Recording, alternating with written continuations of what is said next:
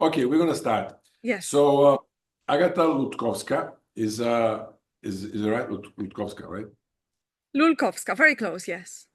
Very close. Sorry. Considering that my last name is Dunjerovic, I should be able to say your last name properly, right? You're associate professor in Staffordshire University, and one of the leading author on the performance practice research, which is very important for UK. Agata published a book in 2024, and so it's a very active and living, present academic. So we're very proud of that. I want to let you talk about all these things. Agata is running a platform for online research where different people are coming, and I was guest as well, called Rebellious Research. So she will be talking about that as well. And it's a very rare combination about sort of combining documentary filmmaking, media, photography, I would say even political activism at certain levels. And so I have a great pleasure to talk to you today. We're opening the first session of the 3 sessions. Tomorrow night we're talking to Lev Manovic, and you're opening the session. and let's start. So I did a very brief overall, but if you could introduce yourself more properly. Yeah, of course. Thank you. Start with the questions. Thank you so much. Well, first of all, thank you so much for the invitation. I'm absolutely delighted to be here, and you've mentioned some incredible names, so it's a great honor to be here. So yes, my name is Agata Lulkowska. I was originally born in Poland, but I've been in the UK for the last 20 years, and I really specialize in creative practice research and support systems for any kind of creative practice research, whether this is filmmaking, photography, performance, you name it. This is what I'm trying to deal with. So my background is in film direction. This is what I studied. I also studied photography, digital media arts, a bit of fine art, a bit of acting, a bit of theater direction as well. So a bit of everything. But my official kind of education is in film direction, really. And so the reason, do you mind if I just let my dog out? I'm so sorry, this is embarrassing. He needs to go out. Right.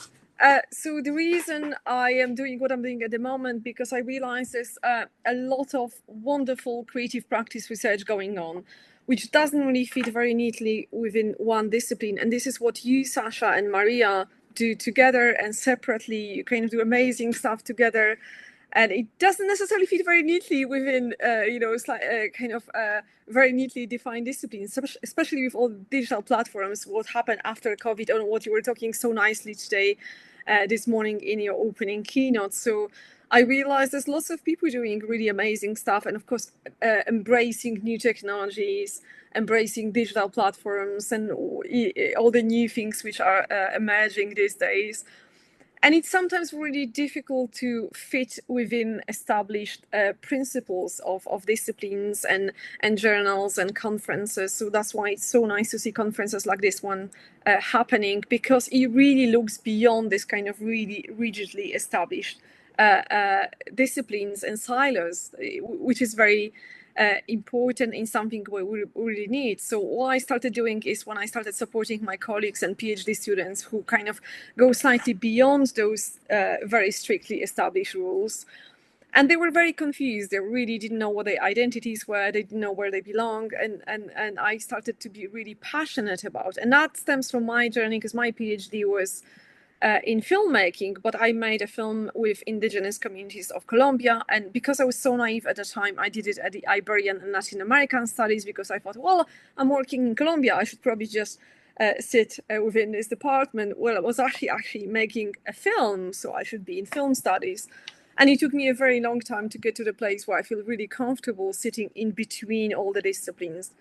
And this is where the Rebellious Research Seminar Series emerged. So the reason I call it Rebellious Research, because I advocate for people feeling really good and comfortable in a place they are, which very often means picking your own methodologies and methods, just doing a bit of a pick and mix of different things from different disciplines, from different ways of approaching the way you answer your research questions, and picking different ways of also disseminating your work. And your work, Sasha, here is really extraordinary in this matter, because obviously as a theater director, you do so many things which kind of go way beyond what normal standard theater director would do. So it's really inspiring.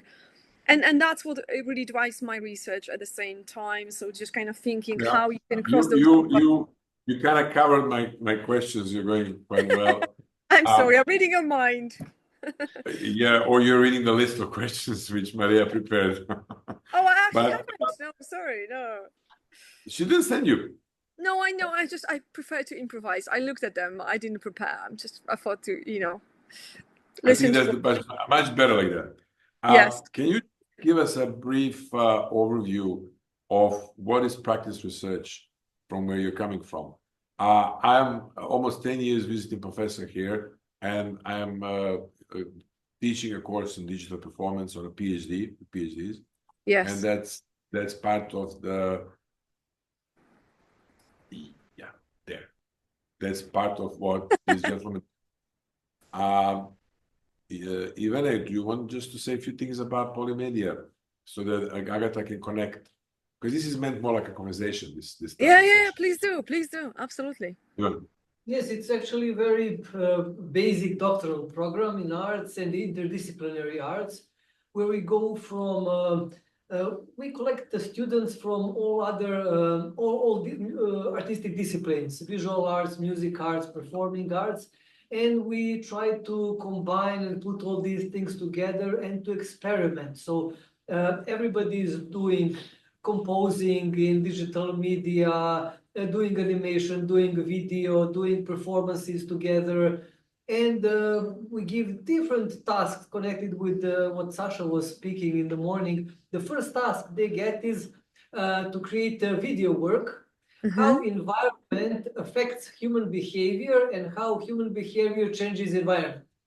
So with these kind of creative tasks, we give them open space and open time to explore and to do really wonderful doctoral artworks, which are in different fields, which are totally different. And that is what I consider to be a wealth of this program. So this is polymedia studies, as they call it here, interdisciplinary. And Ivan is running that. Ivan is a co-director of this conference together with me and Paula Bottoms, three of us. So I just wanted to give you some sort of insight into it. So in connection to that, how would you define practice research? Well, first of all, congratulations on what you're doing. That sounds really amazing. And I'm so happy to hear that this kind of things are happening. So as we all know, there's lots of definitions which define what we would normally think about people who use creative practice of any kind as a form of research. Now, what I do, I advocate against all the very strict definitions and differences between things like practice-based, practice-led, practice as research, and so on and so forth, because I think it just leads to more confusion rather than making things easier. So what I really think is that the bottom line definition is, if your practice brings the answer to your research question, we are on the same page. We're thinking about creative practice research, and that's all definition. This is all kind of elements of a definition I need. So if your creative practice responds to the research question, that's very good. If it's essential to answer your research question, if you use your practice to just illustrate your research questions, which happens in a theoretical way, that's a different story. But if your practice is absolutely essential in order for you to answer the research question, that's what we're talking about. And of course, there are different ways you can do it. So there's many people who work towards expanding methods and methodology. So one of my recent PhD students was working on a documentary film where he was trying to re-establish documentary filmmaking, where sound was the driving force of storytelling. Obviously, the way he was doing this, he was contributing to developing new methods and methodologies. Sometimes it's just about the final product. That is secondary. but he needed his practice to answer his research question. That is the bottom line for me. So I try to simplify things rather than overcomplicate them, because I think, you know, as a community of researchers, like if you look at the places like UK and Australia, creative practice research has been going on for almost 4 decades. That's a very long time. And we're still very confused about the definition. So I think we have to simplify it rather than just add to the confusion. Thank you. So what would be the key challenges? We talk quite a lot about AI, artificial intelligence. Well, Usually the conference is dealing with the question of performative politics in digital media, arts, and culture. yes. So what do you see as an AI is now emerging as one of the outlines of what's happening within the digital world now? Yeah, So thank you. That's a great question. the challenges of AI. Yeah, it is a great question, and you kind of put me in a position of a visionary here, because obviously we have to wait and see. That's a short answer. I was asked the same question a few months ago at a conference in Ravensbourg, where we were talking about similar things here. Long story short, what I think, there's obviously both challenges and opportunities. So some of the things which can't be replaced by AI will inevitably take some, you know, jobs away and reduce some people's inputs. At the same time, I'm rather optimistic in thinking that AI is just a tool like any other. So, you know, when we moved from when cinema emerged, everyone was worried that theater is going to disappear. When internet emerged, everyone's feared that cinemas will disappear because people will just watch things online. It has never happened. Obviously, the dynamics have always changed, and that's what is inevitable. But I think AI is just a tool like any other. And yes, it will simplify and perhaps replace to some degree many of the things people do creatively. But I don't think it will completely overtake and replace everything we do as creative forces. So I see it more as a tool that will help us with some elements of what we do creatively rather than a replacement of it. Do you see it as an opportunity then? To some degree, yes. I think it really is. I don't see it in the black and white terms. I really think. I mean, I know lots of people. You know, my partner here at home, included, whose job is probably going to be really. He's a VFX artist, so I think his job is going to really suffer in terms of what the results of VFX, of AI technologies are. But at the same time, I've spoken to many artists, also creative practice researchers within academia, who use AI in a very creative way. So I spoke to people who use AI to do experiments of this kind, for example. So they would write a script themselves, and they will give AI the same task of writing a very similar script based on the same principles. And the research they do is kind of comparing these two different scripts for a film. And interestingly enough, very often when they do kind of reception studies with their participants, they realize that people often confuse the script written by AI with the one written by a human. And they often think that the one written by AI is written by human and vice versa. So I think there's lots of interesting things which can, happen as I use AI. But at the same time, I'm also, as I said, I'm not overly optimistic. I know many people's lives will be for small components which can be just done by AI without you having to hire someone for many, many days. I think it's interesting, this thing, and I would like just to point this because tomorrow we're talking to Lev, and one of his key works was how artists create AI, and then how AI creates AI as an aesthetics. It's about aesthetics of AI. So this is something that I think we're going to go back to, this whole question of how do artists work with AI, and then how AI works with AI. And it's a very question. We set up a difference. But anyway, now I'm gonna push it next level. As I said, it's open, so anybody I think could come in. Yeah, because this is a conversation. And I think you also want it to be this is a conversation, rather than Agata's hour. So let's start with this question about that's my PhD student. She comes late. All right. So So this is the story now. You know, I think people would know here. I think Ivan would know probably this more than me. In time of the Soviet avant-garde, you know, they were playing a lot with film, the film montage. Some of the they first done it, and David Griffith picked it up. There was a story about how they were traveling to different. It was still around the Soviet war with the white and red Russians, and there was a story about the train, and they were showing the train to the audience, and they put the camera, and then as the train was going like that towards the audience, everyone was afraid. Yes, the audience throw themselves on the floor. Yes, I think that's the. I don't know where was that exactly, but there was a story of how that was connected. I think it was part of the kind of Soviet avant-garde, and so the condition that created cinema in many ways, if you follow Soviet avant-garde, and then obviously moving that to the silent filming states and all that, were driven by the social conditions. Yes, at that particular time. And they kind of gave birth to film in a way, these necessities, social necessities. Yes. Political necessities. So, what are the political necessities that are creating AI nowadays? You put me on the spot here. I mean, look, it's a very interesting question. Actually, speaking to my students yesterday, and we were kind of contextualizing experimental film, and they were giving some examples from the 80s when I was a little girl, a tiny little girl in the 80s, and they were talking about the 80s as if it was like Stone Age, really. I felt really old at that point. And what they were comparing... Agata, half of the people in this room were not born in the 80s. What can we do? It's just, you know, like this kind of thing about social situation, political situation is obviously very dynamic, really.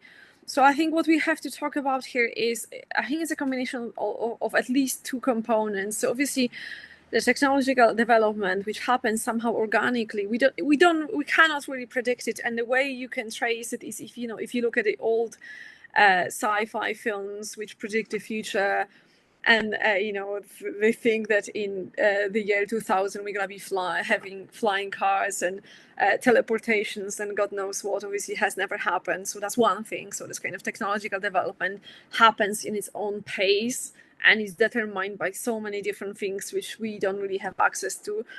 And also the social political situation of also different countries, because you cannot really talk about social political situation on a global scale, because to your point, Sasha, obviously it's very different in different places.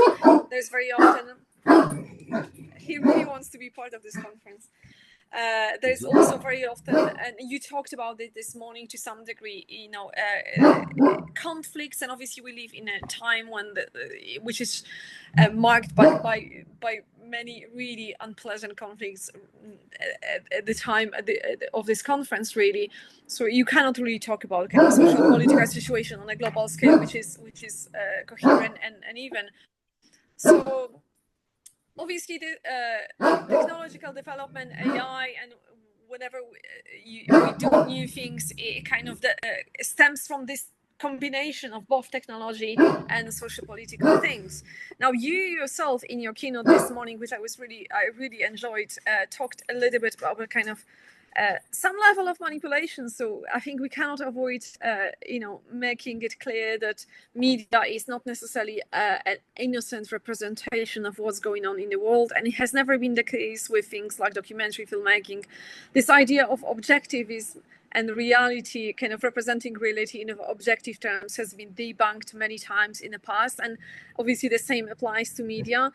And talking about conflicts in terms of the social political situation, there will always be some kind of agendas which your media representation or visual representation serves. And your research is to many degrees about it as well. So I kind of second what you say here.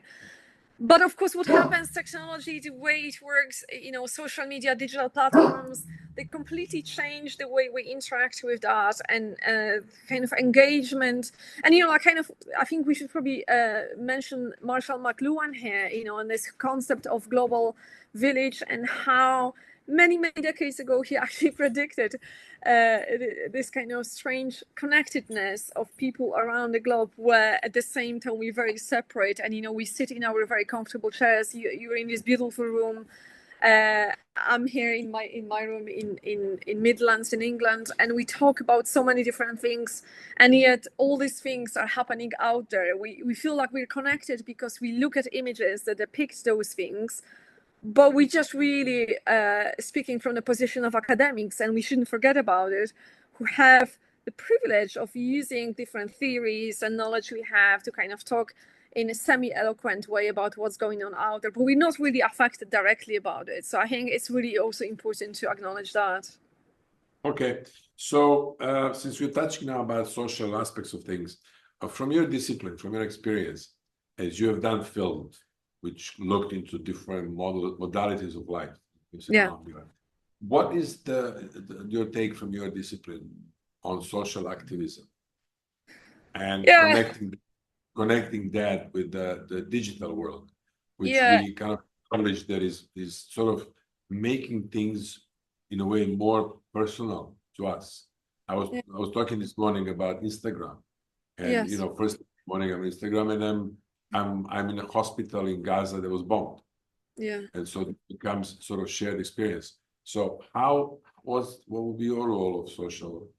How do you see from your discipline the role of social activism? Yeah, no, again, a great question. So there's lots of things I can talk about here, because if you think about what social activism really means, the most simple definition is that it means making some kind of significant change in terms of or bringing social change of some kind, which the society feels is needed. So that could really cover many potential situations on the many different scales, from a kind of community of your neighborhood, where maybe you need to do something to do with your neighborhood runs, to things which again relate to global scale. So that's quite a wide range here. And the example you've given kind of links us back to what we talked about a moment ago, the kind of political situation of the globe, really. Now, when we talk about filmmaking, because I'm going to talk about filmmaking as my main discipline, even though there's lots of disciplines I really identify with. So I think filmmaking, from the 60s, when first the light cameras were introduced, and then again in the 90s and 2000s, where the digital technology kind of emerged, and obviously filmmaking slightly changed the kind of ownership, if you like. So today you can argue that everyone is a filmmaker. So if there's something going on in terms of the news, you have people recording things with mobile phones, and that goes to mainstream media as a kind of news footage. So you can argue that everyone is a filmmaker. So going back to your question, Sasha, it is really, it kind of depends on your definition of what you think about, because at the moment, like literally anyone, a 9-year-old child who has a mobile phone can become a filmmaker who provides a contribution to audiovisual contribution, which again depends on how much we stretch our definition of what filmmaking is, in relation to politics and social political situations, can provide commentary, which again, going back to Marshall McLuhan and what we talked about before, will link us all together in terms of making available for us to look at the same images and relate to the situation which somehow affect us to some degree. And obviously social media, digital platforms are just a way to make it even more accessible and more available for everyone. So I think the question can be answered, depends what we're talking about. But in the context of this conference and what is being what is the main theme of it, I think the question is very open. Like literally everyone has access to the possibility to record audiovisual messages and share it on digital platforms and social media. So we all globally contribute to that. And I think there's no way to kind of avoid thinking this way. And yes, I can give you a very elitist answer to that as well. I say, well, I'm a filmmaker because I'm trained as a filmmaker, because I spent X amount of years being trained in a film school, and that gives me the authority to to have this label. But the reality is not that. The reality, I'm just one of many other, and my filmmaking practice might be more refined if I want to, but it doesn't really change the effect it can have compared to with a video taken by a 9-year-old child and posted on Instagram and shared with you and everyone else. So this brings us to another question, which is, you did a film in Colombia, which Yes. was when? When was that?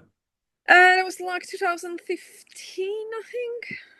Losing count of my time. Yeah. So technology was okay. It was not as digitally developed as now, because now you have like iPhone 14, which is what I have. It has amazing camera, and I could be filming whatever I want to.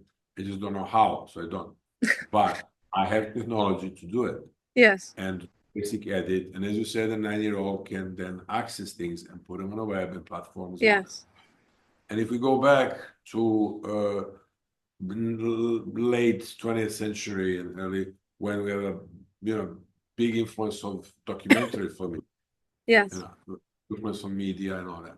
That's also, but however, nowadays with the advance of digital technology and the whole kind of digital media and arts and culture, there is a sense of the individualization of the experience.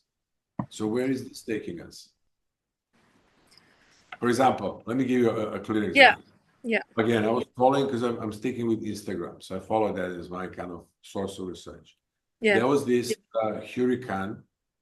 What was the last name? The name on the last one that hit America on M. On M. I know what you're talking about, but I don't know. That was a big hurricane that hit America. Yes. They gave a name on M, and it was 2 days ago. Yes. And it's very interesting that a lot of people were actually outside with their phones filming it and having like thousands of people following them. And they were talking to people how they're going to report and how they're going to engage and how they're going to tell them. And suddenly, like if you would have a media outlet with a camera capturing the event, that has been now shifted to a private use. X amount of people doing that. Yeah. So that shift from officialization of something, I'm officially representing something, to unofficial discourse, where we are entering into discussion through digital platforms. Yeah. What do you think that would create? What do you think that would give us where we are now or where we're going to go in the future? Yeah, it's a great question, and it really links to what I talked about a moment ago. So, I personally really welcome it, because I don't really, you can compare it to kind of academic circles. We all know we sit in this really tightly defined silos. It's my discipline, I'm an expert, I have a title, I'm a professor, I have a title of a doctor, so I'm an expert. But that's nonsense. We cannot think like that, because we become completely detached from reality, and many people are uncomfortable to talk about it. But I really think we have to kind of bring it back to the ground and see what happens on the streets, what people really think, what they want to see, how they see things as well. And perhaps kind of find the middle ground in between that. And I understand that there is a difference, again, what I talked about before, in terms of some kind of quality and level of professionalism, which can be applicable to certain situations. So perhaps if you want to make a professional film which goes to a cinematic distribution, perhaps you do need to have a little bit more background in terms of how to make things right and everything. But in terms of news and media and kind of capturing situations which are happening like that, and the example you've just given being one of them, I really think there's more value in someone just going out there with with the latest iPhone or whatever kind of portable technology of video recording they have, rather than just me going with a whole crew and filming. In fact, you've mentioned my film in Colombia. I'm gonna give you a very, very kind of short anecdote about it, because exactly the same thing happened, Sasha. So what happened is, like, when I went there, I realized that a group of so for anyone who kind of needs a bit more background, so it was a project I did with indigenous communities in northern Colombia, and they basically started making films about the difficult situation in northern Colombia. So things like, domestic, not domestic, kind of violence, which was happening in the region, displacements, and, all sorts of issues which happened there. And they decided to start making films about it to kind of speak for themselves and communicate the worries they had. And I found it really fascinating. So I just went there. I wanted to make a film with them. And then I realized when I went there, they were actually really very much against people who made films about them, because they said, we don't need you anymore. We are very, very capable of making our own films. We don't need you to come there and film and speak for us. So my initial plan was I didn't bring any crew from the UK. I was planning to pair up with people from the film school in Santa Marta, Sierra Nevada in northern Colombia. But the moment I realized I actually don't want any film crews, I just gave up on this idea, and I traveled with them, helped them with their own filmmaking. I did some, to basically help them with their own films. I did some translations for them. And then at some point they asked me, so when are you going to start making your own film? And all I had was my camera, my microphone, and some really kind of clumsy tripod. And I started making my film. That's how I made it. So it was just, I was my only crew. There was absolutely nobody with me. So technically, it wasn't the best film ever. And I wrote about it in many, many, many papers, how at the expense of technical proficiency, I managed to get really amazing films because I had access to what they really were doing. I had access to the whole group of people who were making the films. I could talk to them. I made friends with them. I spent 3 months with them. Had I brought a crew of professional filmmakers with me, it would be a very, very different dynamics. It would look much better in terms of the technical aspect of it, but the content just simply wouldn't be there. So it's the exact response to what you're talking about right now, Sasha. So it really is the question about what is more important. Is it technical qualities of your films, which I argue makes more sense if you're making fiction filmmaking for cinematic distribution, but when it's to do with research filmmaking, when it's to do with certain documentaries, and more specifically news, and kind of documenting and reflecting what's actually going on in front of our eyes, hurricanes, political situations, and so on and so forth, it doesn't really matter that much what kind of camera you use. You just have to capture the moment, and you have to be really fast and quick. Well, that's just the dynamic. They serve completely different purposes. And we cannot be arrogant about it. I cannot say, well, I'm a filmmaker, I know better how to do this, because the 9-year-old child's footage will be definitely much better and of much value in that situation than mine. We have a question in the chat. Yeah, we'll come to the question. Let me just kill my question, and then we'll do the chat and open up. I have basically my kind of last question will be about your book. Can you tell us about your book that just came out? Yeah. And about work, because we're here both research, but also we're pedagogy. Related. Yes. Yeah. So what you're talking to us is also important in terms of the pedagogy of practice research that people are thinking about. Yeah. So thank you for that question. The year, the publisher, where we can buy it, all of that. Thank you for this question. I mean, this is a book which I'm really, really proud of. So the book is called Filmmaking in Academia, Creative Practice Research for Filmmakers. And the reason I wrote it is because of all the things I've mentioned in this short conversation. So I've worked with so many people who feel very uncomfortable sitting between disciplines, not really knowing where they belong, and not really understanding, doing amazing things, and not really understanding how to frame their creative practice research, in this specific case, filmmaking as research. But I know that obviously what you do is more to do with performance. So just to kind of open it up, I'm writing now a series of books. It's a book series for intellect. which is to do with creative practice research in academia in general. So I'm kind of trying to find a kind of really generic ideas of what creative practice research is, whether this is filmmaking, still images, performance, I don't know, anything, and kind of capture how someone who is a creative practitioner and don't really understand how to frame their practice as research can do it in relation to the requirements of what academia asks you. So things like, your research questions, methodologies, how to think about dissemination, how to think about impact, how to think about all the things we are being held accountable for.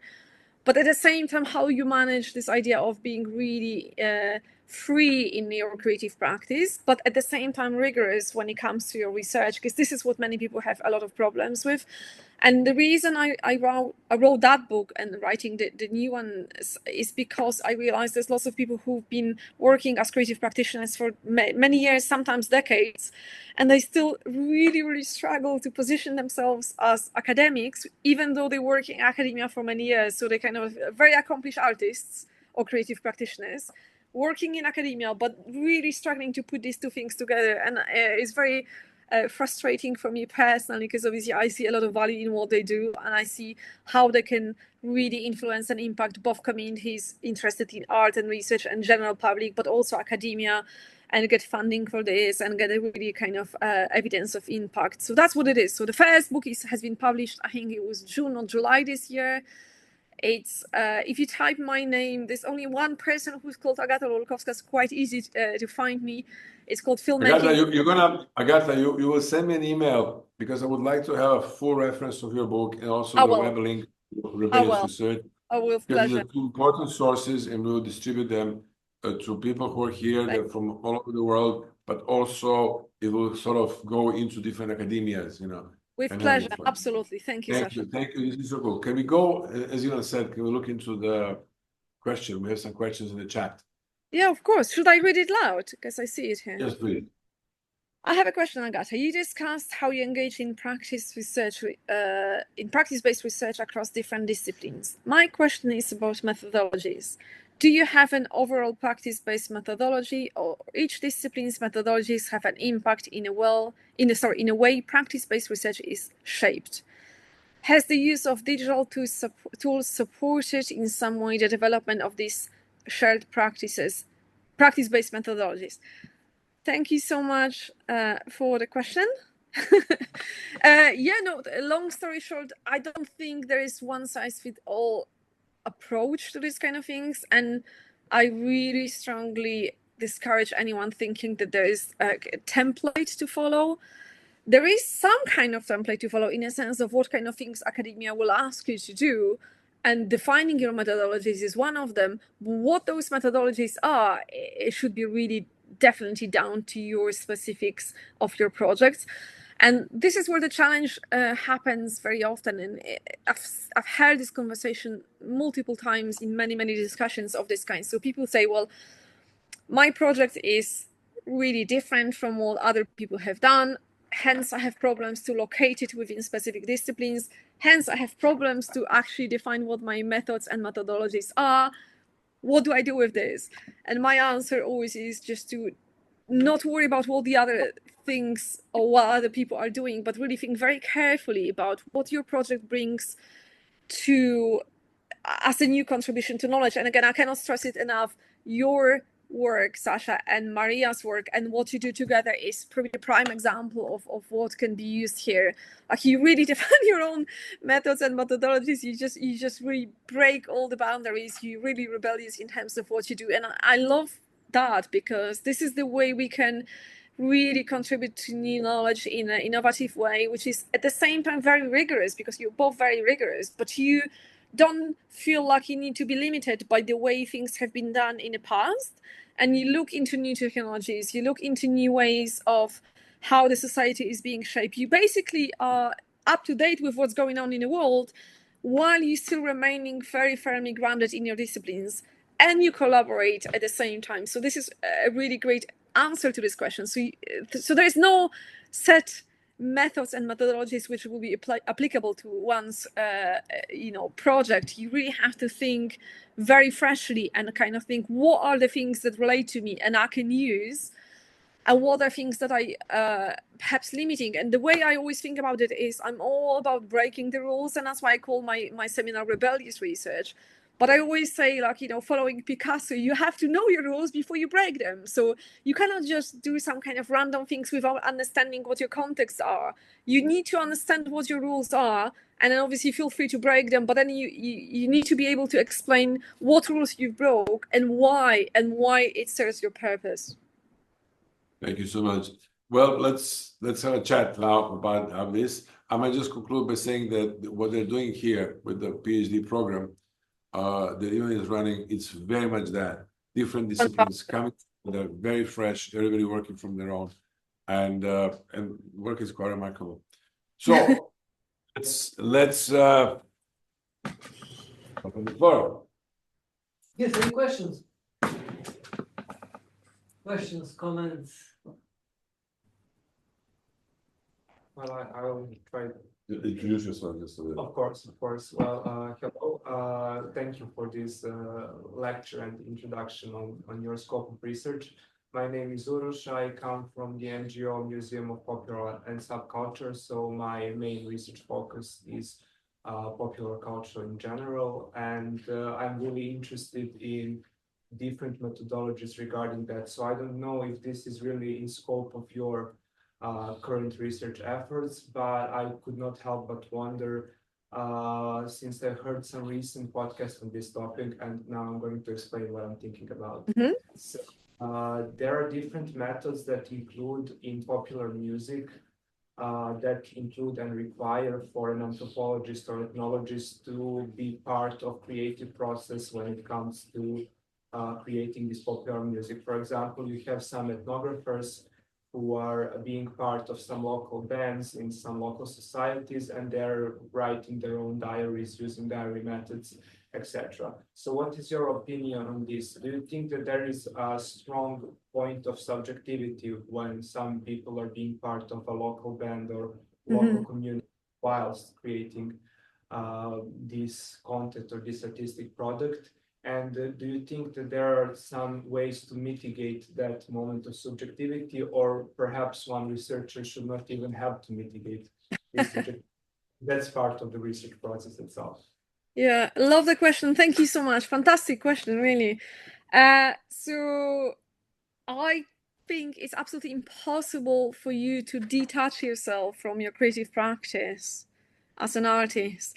So if you're a creative practice researcher, ethnoethnography must be part of your methodologies. Otherwise, it's just trying to really, really hard fit within what traditional sciences, hard sciences, try to tell you about objectivity of your research, which basically doesn't work for us. So absolutely, I think there's a massive, huge value in ethnoethnography, journals and subjectivity.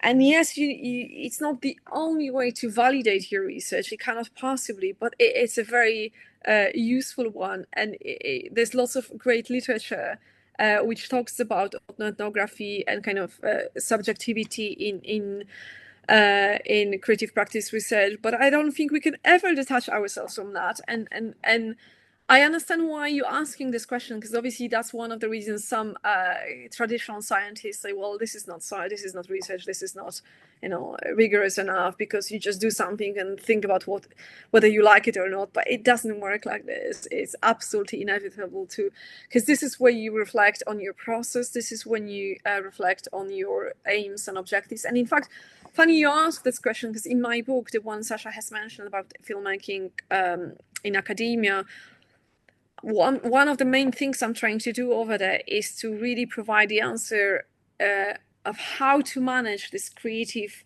chaos and creative freedom we have and academic rigor. And the way I'm trying to tackle it is to create this kind of idea of a roadmap where you have a specific point. So for example, from point A to B, which could be from January to March, you're experimenting with your discipline. So whatever your discipline is, you're just doing things and trying things and don't worry about anything else. Then from point B to point C, which could be March to May, for example, you're reflecting on it.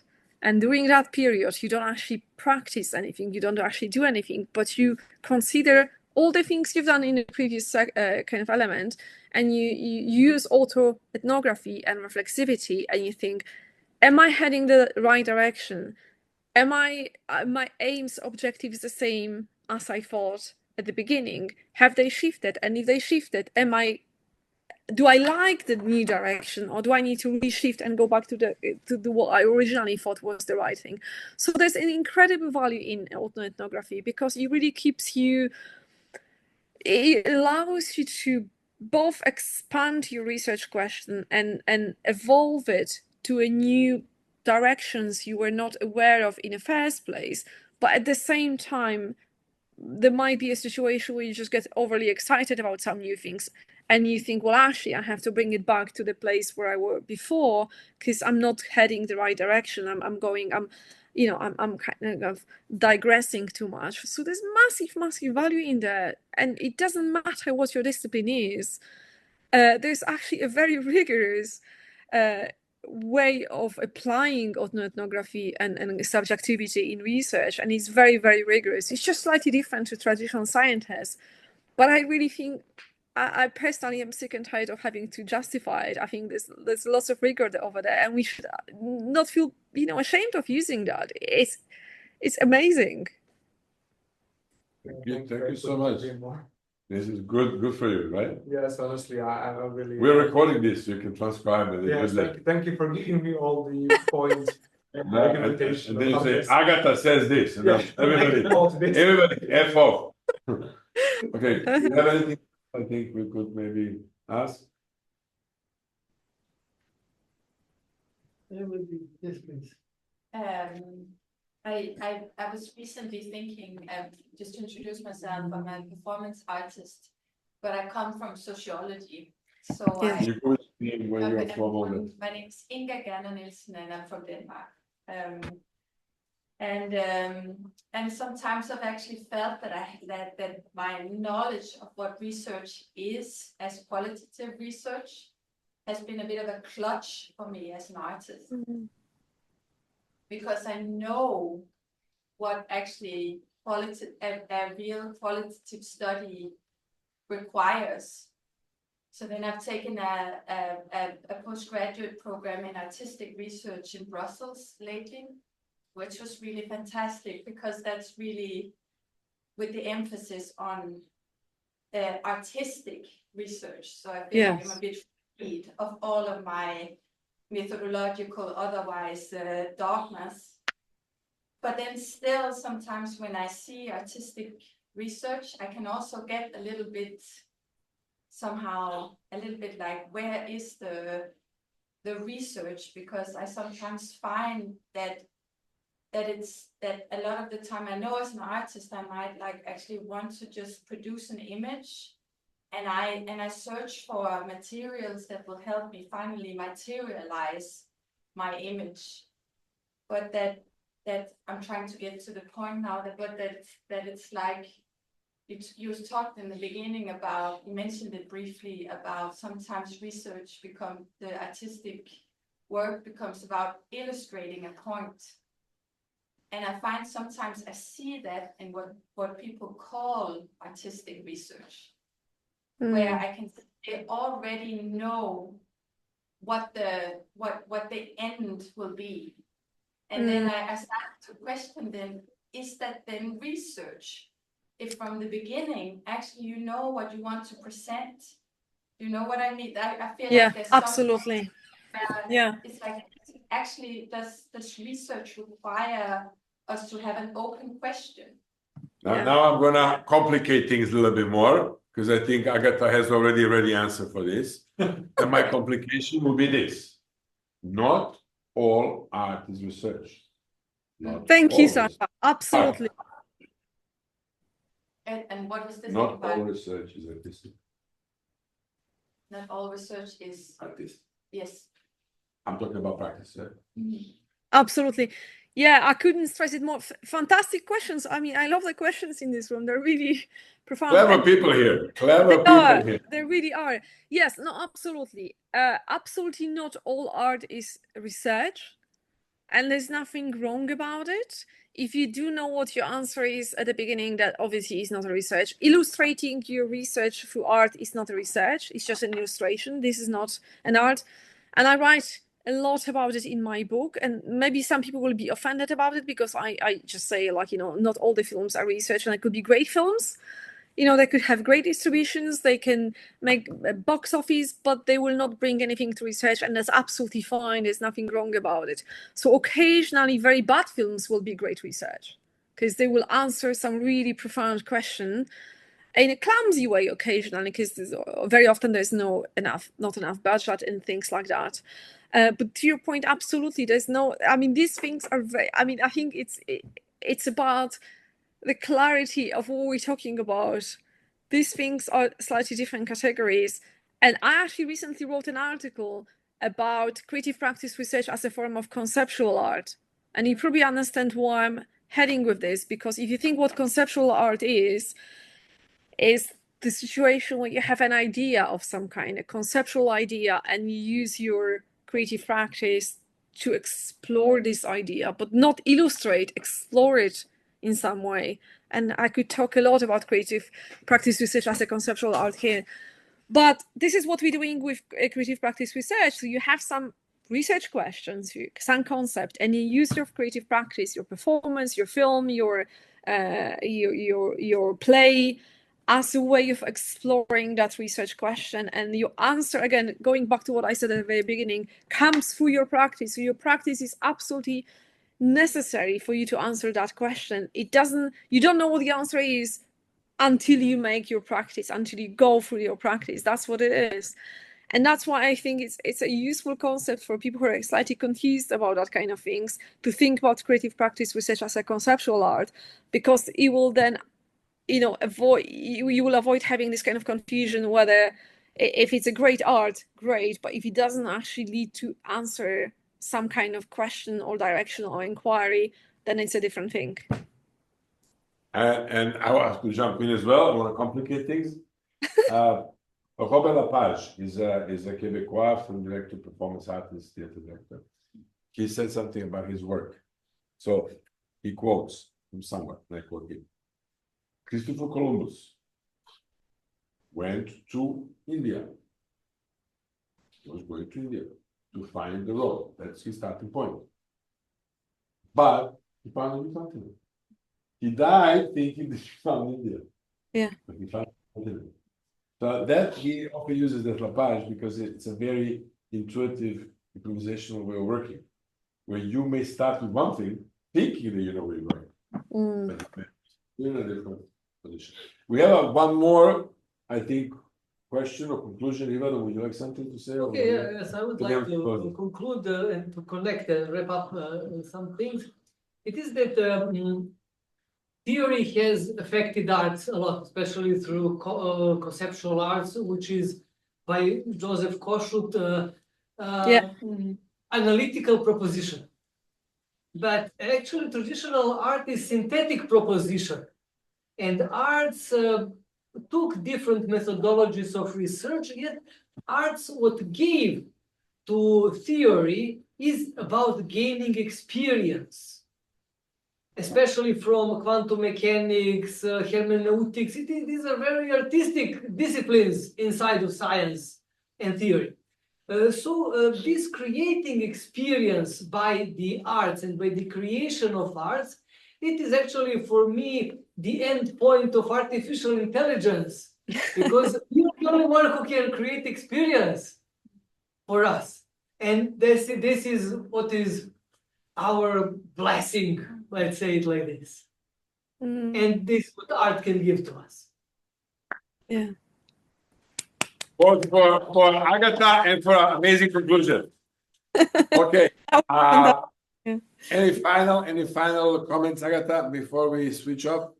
No, I mean, thank you so much. I think, again, fantastic conference. I think you're bringing together really nice, thought-provoking things in line with both technologies. I think what's great about this conference that you're bringing together, as I said, like not just technological aspects of what's going on, because that's sometimes very limiting and people just focus on the technology itself, but you're bringing those things to the real world and how it affects the society and kind of social political situation and how it affects us as creative practice researchers. So that's just really well done to you. Congratulations, fantastic thing, fantastic questions. Thank you so much.